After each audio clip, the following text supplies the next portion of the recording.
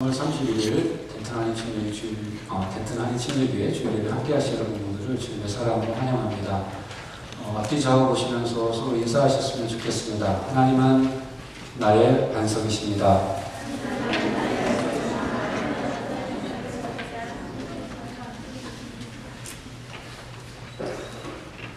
제가 기도하고 말씀 전하겠습니다. 하나님 아버지 감사합니다. 오늘도 귀한 주를 우리에게 허락하여 주시고 주님께서 사랑하시는 자녀들 한들 모으사 함께 주님의 이름을 높이고 예배할 수 있게 하시니 감사합니다. 하나님 우리가 드리는 예배 가운데 함께하여 주시고 주님께서 홀로 영광 받으시며 우리 가운데 주님 예배하시는 예를 베풀어 주시옵소서. 하나님 아버지 이 시간 우리가 예배를 통해서 주님 앞에 나아가기 원합니다. 하나님 주님의 임재 가운데 우리가 있기를 소망합니다. 하나님 우리를 당신의 임재 가운데 덮어주시고 우리를 당신의 임재 가운데 숨겨주시고 당신의 임재 가운데 걷게 하여 주시옵소서. 하나님 아버지 부족한 자가 말씀을 전합니다. 주님 이 자를 붙들어 주시고 또 듣는 자들의 심령 또한 주장하여 주셔서 귀하신 하나님의 말씀 가운데 진리를 발견하고 기쁨 가운데 그것을 순종하는 당신의 백성들 되게 하여 주시옵소서. 감사드리며 예수님의 이름으로 기도하옵나이다. 아멘. 함께 보실 하나님의 말씀은 히브리서 13장 15절과 16절입니다.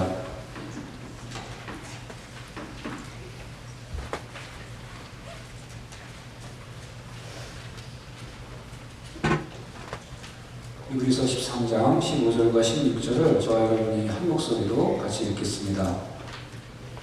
시작. 그러므로 우리는 예수로 말미암아 항상 찬송의 제사를 하나님께 드리자. 이는 그 이름을 증언하는 입술의 열매니라. 오직 선을 행함과 서로 나누어 주기를 잊지 말라. 하나님은 이 같은 제사를 기뻐하시느니라. 아멘.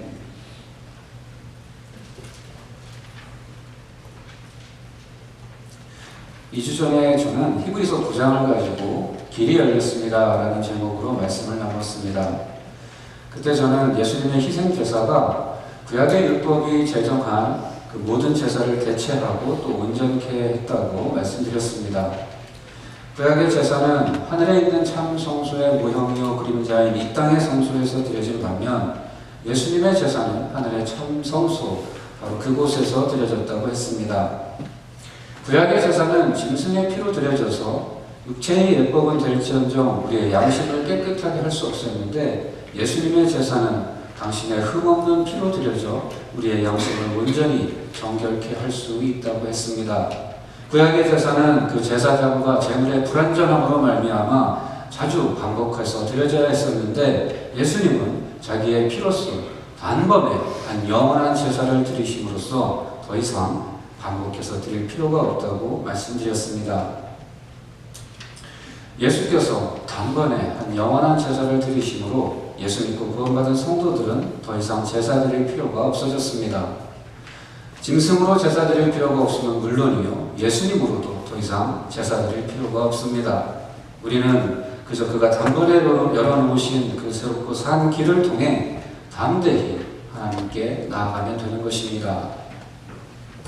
그러므로 신약 성경에서 성도들에게 제사 드리라 라는 권면은 길을 여는 제사가 아니라 길을 가는 제사라고 할 수 있습니다.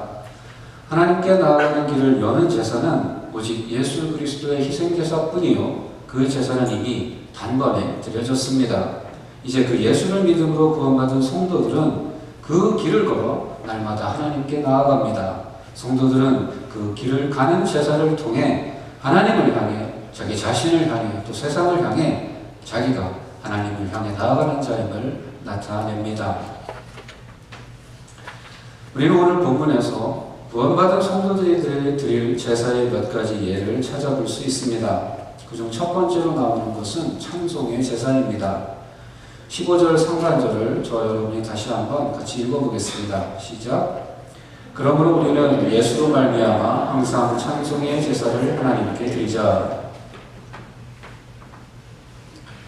찬송은 하나님의 성품과 그분께서 하신 일을 찬양하는 노래입니다. 그리고 하나님은 당신의 아들 예수 그리스도를 통하여 당신을 온전히 나타내셨고 그 예수 그리스도를 통하여 태초부터 계획하셨던 인류 구원의 역사를 이루셨습니다. 그러므로 우리는 예수로 말미암아 하나님을 찬양합니다. 예수로 말미암아 내가 받은 구원으로 인해 하나님을 찬양합니다. 예수로 말미암아 내가 하나님께 나아갈 수 있음을 찬양합니다. 예수로 말미암아 깨닫게 된 하나님의 위대하심과 아름다움을 찬양합니다.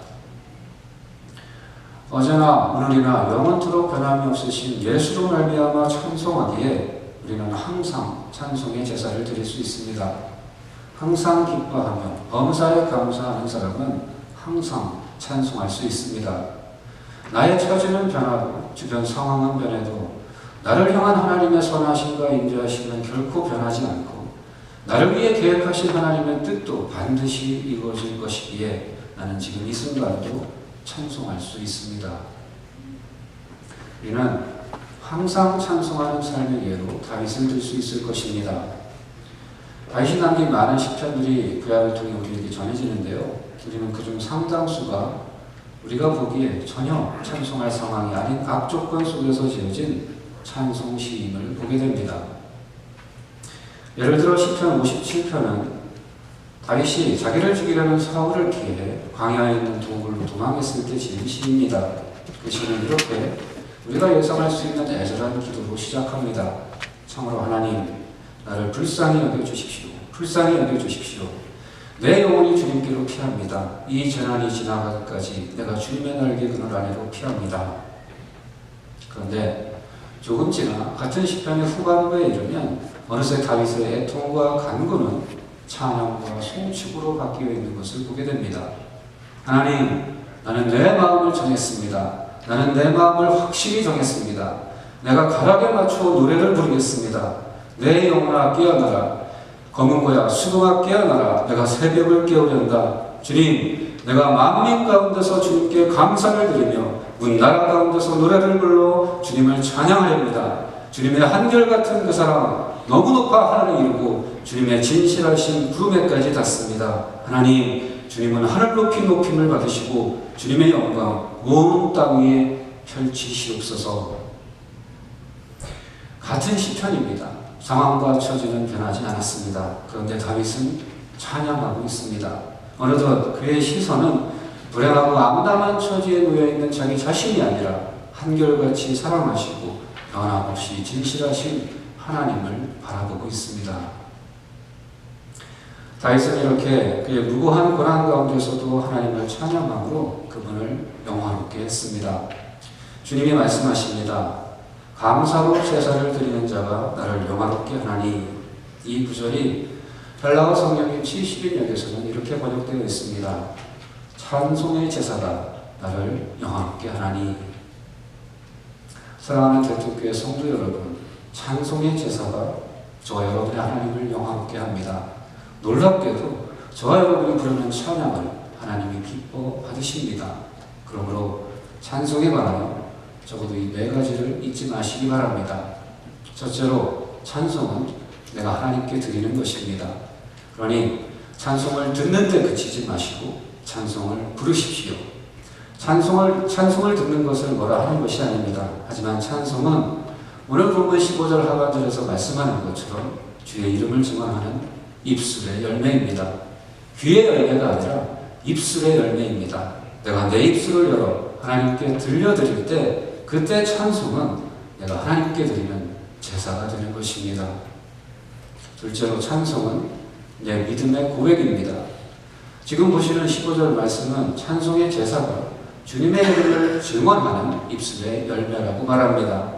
여기 증언하는 이라고 번역된 헬라어 호몰로게오의 1차적 의미는 고백한다는 뜻입니다. 그러니 찬송의 멜로디만큼이나 그 가사에 여러분의 마음과 힘을 담으십시오. 아무리 노래를 잘 불러도 그 노래의 가사가 내 믿음의 고백이 되지 못한다면 그것은 찬송만 못한 것입니다. 반대로 아무리 노래를 못 불러도 그 노래의 가사가 부르는 그 사람의 진실한 고백이라면 하나님은 그 찬송의 제사를 받기 위해 기꺼이 우리 가운데 임하실 것입니다. 셋째로 찬송은 예배입니다. 찬송의 제사라는 말은 찬송이 예배라는 말입니다. 찬송은 예배의 준비가 아니라 예배 그 자체입니다. 그러니 찬양팀이 나와서 찬양을 인도하는 시간을 극장에서 본 영화가 시작되기 전 예고편 틀어주는 시간처럼 여기지 마시기 바랍니다. 예고편이 나오는 시간 동안 팝콘과 콜라를 사기 위해 기다리는 관객들처럼 찬양팀이 나와서 찬양을 인도하는 시간에 밥그릇과 국그릇 앞에 서 있지 마시기 바랍니다. 그 시간 여러분의 입술은 먹기 위해서가 아니라 찬송하기 위해 있는 것입니다.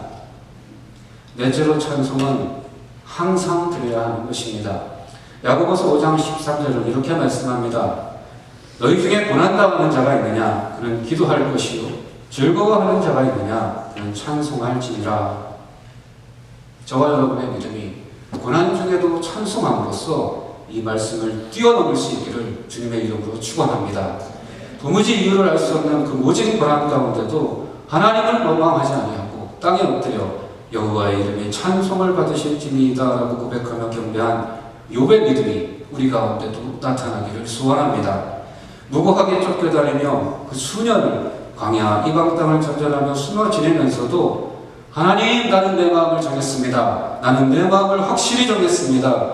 주님, 내가 만민 가운데서 주님께 감사드리며 문 나라 가운데서 노래를 불러 주님을 찬양하렵니다 라고 노래한 다윗과 같은 사람이 우리 청년들 가운데도 나타나기를 소원합니다.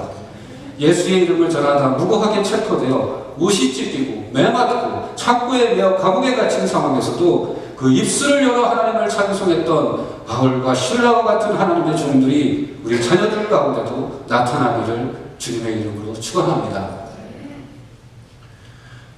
오늘 본문 말씀에 예시하고 있는 그리스도인이 드릴 제사 두 번째는 선행의 제사입니다. 본문 16절은 선행을 잊지 말라고 당부하면서 하나님이 이 같은 제사를 기뻐하신다고 말씀합니다. 우리는 이 구절로부터 선행에 대해 두 가지를 생각해 볼 수 있습니다. 첫째로 선행은 성도가 마땅히 해야 할 바라는 것입니다. 본문은 선을 행함을 잊지 말라라고 당부합니다.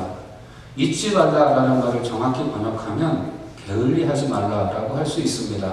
그러므로 선행을 잊지 말라라는 말은 선을 행하는 일에 태만하지 말라는 것입니다.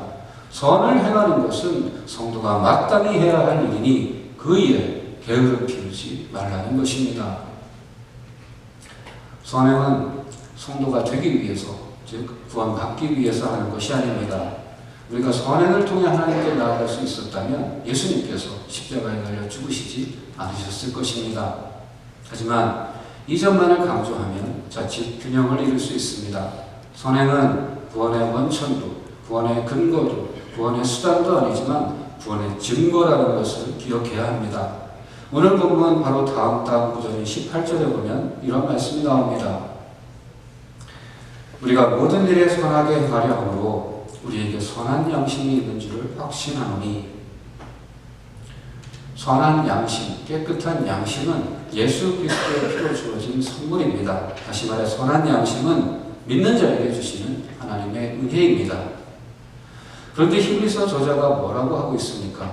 우리가 모든 일에 선하게 행하려 함으로 우리에게 선한 양심이 있는 줄을 확신한다 라고 말합니다. 내가 선한 양심이라는 하나님의 은혜를 입은 자라는 것을 무엇으로 확인할 수 있다는 것입니까? 우리가 모든 일에 선하게 행하려 함으로, 즉 내가 모든 일에 선하게 행하려 하는 것을 보니 내 안에 선한 양심이라는 하나님의 선물이 있음을 확실히 알겠다는 것입니다. 내가 선한 양심을 가졌다고 확신할 수 있는 근거는 모든 일에 선을 행하려는 그 바람과 의지가 내게 있다는 것, 바로 그것이라는 것입니다. 우리는 모든 일에 선하게 행하려 합니다. 이로보건대 우리에게 선한 양심이 있는 줄을 확신합니다 라고 이 구절은 말씀하고 있는 것입니다. 선행이 선한 양심을 만들어내지 못합니다. 오히려 선한 양심이 선행을 이끌어내는 것입니다. 그러므로 예수 그리스도의 피로써 깨끗게 된 선한 양심을 가진 사랑하는 성도 여러분, 그 양심의 소리가 여러분의 발걸음을 이끌게 하시길 바랍니다. 그 양심이 여러분의 마음속에 선한 일을 행하려는 바람과 의지를 끌어올릴 때 그것은 모른 채 하거나 무시하거나 미루지 마시기 바랍니다. 그 순간이 바로 하나님이 일하고 계신 순간입니다. 너희 안에서 행하시는 이는 하나님이시니 자기의 기쁘신 뜻을 위하여 너희에게 소원을 두고 행하게 하시나니. 하나님이 함께 하시고 일하시는 모든 일이 가치가 있다고 믿으신다면 아무리 사소해 보일지라도 여러분의 마음 가운데 바라는 바 그 선한 일 또한 여러분의 수고를 드릴 가치가 있다는 것을 믿으시기 바랍니다. 선행은 성도가 마땅히 해야 할 바입니다. 둘째로 선행은 하나님이 기뻐하시는 제사입니다. 선행이라는 것은 기본적으로 사랑이 동기가 되어 다른 사람에게 친절을 베풀고 다른 사람의 필요를 채워주는 것을 말합니다. 즉 선행은 나 아닌 다른 사람을 향한 것입니다. 그런데 오늘 본문은 내가 다른 사람을 향해 베푼 선한 행실이 하나님이 기뻐하시는 제사라고 말씀합니다. 하나님을 향한 내 입술의 고백인 찬송의 제사만이 아니라 다른 사람을 향한 내 친절과 봉사 또한 하나님이 기뻐 받으시는 제사라는 것을 오늘 말씀은 우리에게 다시 한번 확인시켜주고 있습니다. 그러므로 우리는 날마다 우리가 있는 곳에서 하나님을 예배할 수 있습니다. 우리는 우리의 일터와 학교와 가정에서 우리의 일상 가운데 다른 사람에게 선을 행함으로 하나님을 예배할 수 있습니다. 굳이 이 일이 하나님을 위한 것이다 라고 생각하지 않아도 상관없습니다. 내가 선행을 통해 하나님을 예배하고 있다고 인식하지 못해도 상관없습니다. 내가 내 동료, 내 친구, 내 가족을 위해 하는 모든 선한 일을 하나님은 당신께 드리는 제사로 여겨 기뻐 받으실 것입니다. 늘 찬송함으로 예배가 우리 삶이 되는 것처럼 모든 일에 선을 행함으로 우리 삶이 예배가 되는 것입니다. 오늘 말씀이 예시하고 있는 그리스도인이 드릴 제사 세 번째는 서로 나누어 주는 것입니다. 우리 말로는 서로 나누어 주기라는 세 단어의 합성어로 번역되어 있지만 원문에 쓰인 것은 코이노니아라는 한 단어입니다. 코이노니아라는 말은 성도 간의 펠로우십, 성도 간의 교제를 나타내는 말로 자주 쓰이는 단어입니다. 교제 혹은 나눔을 뜻하는 이 코이노니아라는 말이 제사라는 말과 결합되었을 때 구약의 제사법에 익숙한 히브리서의 독자들은 분명 화목제를 생각하지 않았을까 추측해 봅니다. 화목제는 영어 성경에서 Peace Offering이라고도 불려지지만 또 한편 Fellowship Offering이라고도 불려집니다. 언제나 속죄제의 경우와 달리 화목제의 경우에는 하나님께 바치고 또 제사장에게 드린 나머지 고기를 예배자가 그 가족이나 이웃과 함께 나누어 먹을 수 있었습니다. 다시 말해 화목제는 성도의 교제가 포함된 제사입니다. 그래서 어떤 분은 화목제에 대해서 이렇게 말씀합니다. 하나님께서는 화목제를 통하여 성도들의 교제를 제사 즉 예배의 수준까지 올려주셨습니다. 성도가 각자의 것을 필요를 따라 성도에게 나누어 줄 때 하나님이 그것을 기뻐하시며 당신께 드리는 제사로 받으십니다. 하나님이 받으시는 제사로서의 교제는 나누는 것입니다. 그것은 단지 같이 밥을 먹고 이야기를 나누는 것 이상입니다. 성도의 교제는 말 그대로 삶을 나누는 것입니다.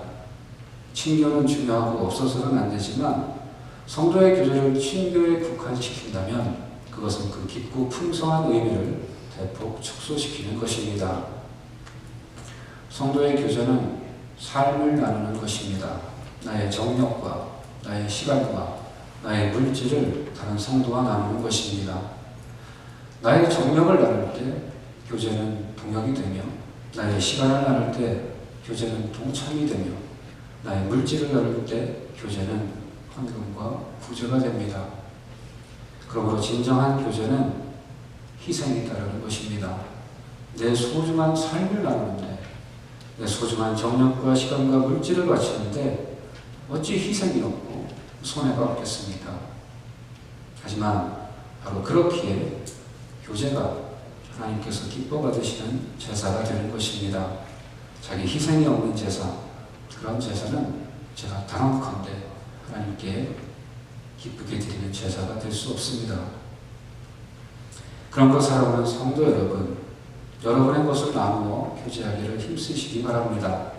바울은 복음을 전하다 감옥에 갇힌 자기를 위해 에바브로디도 편에 헌금을 보낸 빌립보 교회를 칭찬하며 이렇게 말합니다. 너희가 내 괴로움에 함께 참여하였으니 잘하였도다. 에바브로디도 편에 너희가 준 것을 받음으로 내가 풍족하니 이는 받으실 만한 향기로운 제물이 하나님을 기쁘시게 하는 것이라. 빌립보 교회는 헌금을 통해서 바울의 고난에 동참했습니다. 물질을 나누어 고난 중에 있는 바울과 교제한 것입니다. 빌립보 교회의 헌금을 받고 유익을 얻은 것은 바울입니다. 그런데 바울만 그 헌금을 받은 것이 아닙니다.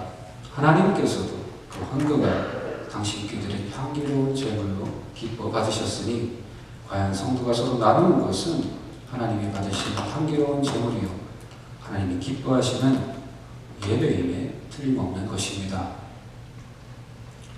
구원받은 성도들은 예수로 말미암아 찬송하고 선을 행하며 나누는 삶을 살아갑니다.